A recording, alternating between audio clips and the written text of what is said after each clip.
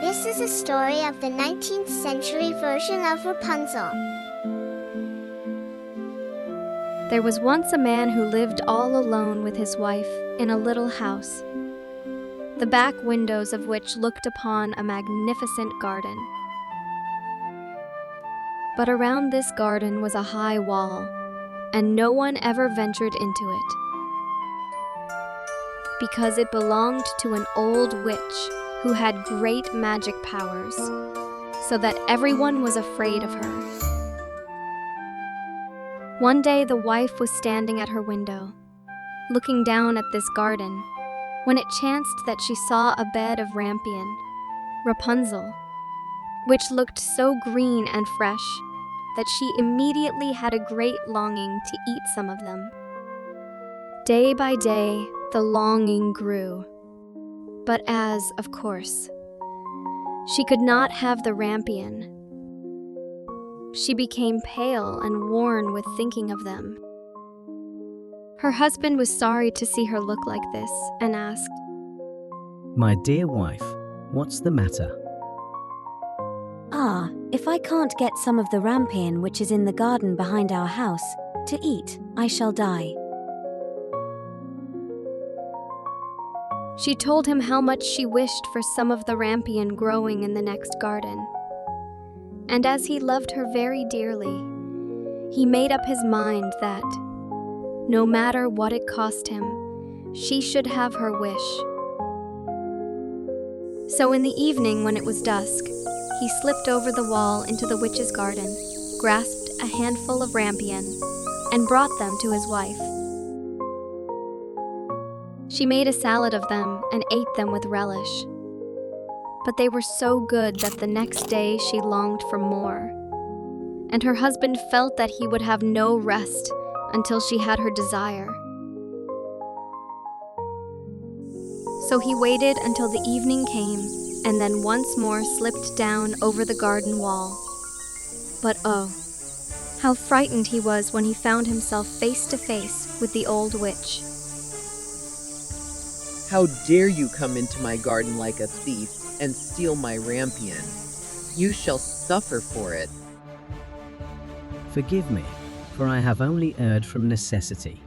My wife, who had seen the rampion from our window, would have died of longing if she had not had some."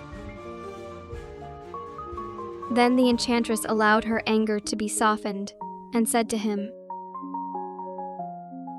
"If the case be as you say, I will allow you to take away with you as much rampion as you will. Only I make one condition. In return, you must promise me your first little child. I will be good and kind to it, and it shall want for nothing." The man was so frightened that he said yes, and then the witch allowed him to go. Now, it happened that the man and his wife had no children, but soon afterward a little baby girl came to them, and at once the witch appeared, gave the child the name of Rapunzel, which means a sort of rampion, and carried it away with her. Rapunzel was the most beautiful child under the sun. When she was 12 years old, the witch shut her up in a tower, which had neither staircase nor door, only a small window, right at the very top of it. When the old witch wanted to come in, she stood below and cried, "Rapunzel, Rapunzel, let down your hair."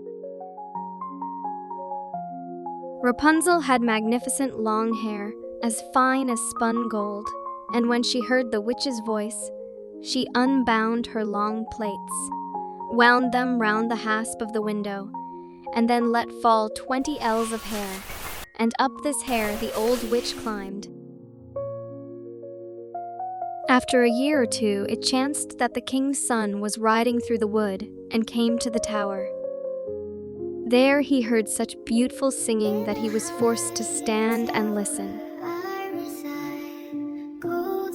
It was Rapunzel, singing to while away the time.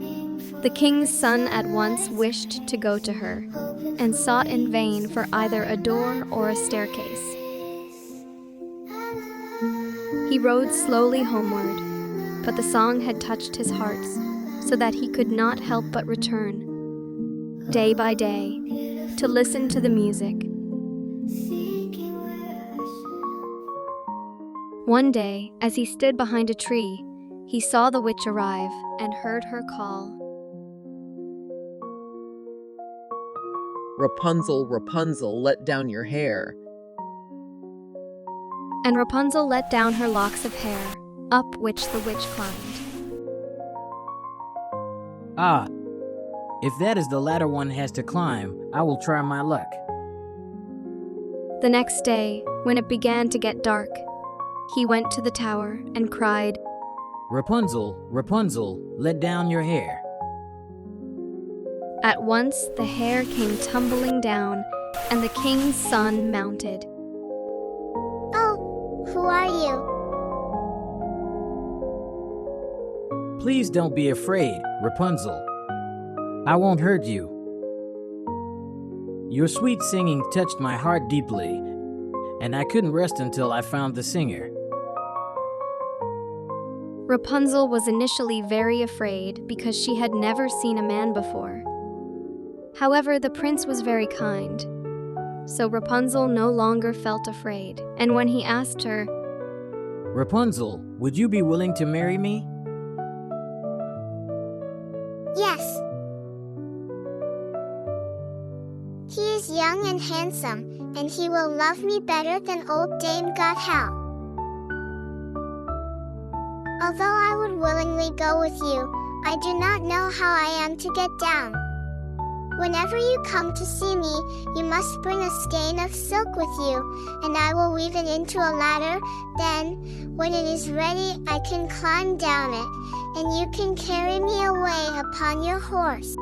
Then they agreed that the prince should only visit her in the evening, because the old witch always came in the daytime. All went well until one day Rapunzel said to the witch, I wonder how it is, Dame Gothel, that you are so much heavier for me to draw up than the king's son. He is with me in a moment. You wicked child, what is this I hear? I thought I had separated you from all the world, and yet you have deceived me. In her anger, she clutched Rapunzel's beautiful hair, and, seizing a pair of scissors, snip, snap, she cut it all off, and the thick plaits lay upon the ground. And so merciless was she that she carried poor Rapunzel away to a desert place, where she was forced to live in great grief and misery. On the very same day, she made Rapunzel's golden locks fast to the window hasp, and when the king's son came in the evening and cried, Rapunzel, Rapunzel, let down your hair. she let it down. The prince mounted, but alas, instead of his dear Rapunzel, he found the old witch, who gazed at him with angry, venomous eyes. Aha, so you came to fetch your dear little wife, eh? But the singing bird is no longer in its nest. The cat has carried it away and will scratch out your eyes for you too. Rapunzel is lost to you forever. You will never see her again. The prince was beside himself with grief, and in his despair he leapt from the tower. And although he did not lose his life, the thorns into which he fell pierced his eyes and blinded him. So he roamed blindly through the woods, living upon roots and berries, and doing nothing but grieve over the loss of his dear wife. For many years he wandered about in misery, and came at length to the desert place in which Rapunzel was living. He heard a sweet voice, which seemed so familiar to him, that he went toward it, and as soon as Rapunzel saw him, she recognized him and fell upon his neck and wept. Then 2 of her tears ran down and moistened his eyes, and at once they were healed, and he could see as clearly as before. The prince led Rapunzel home to his kingdom, where they were received with great joy, and where they lived in happiness and content for many, many years.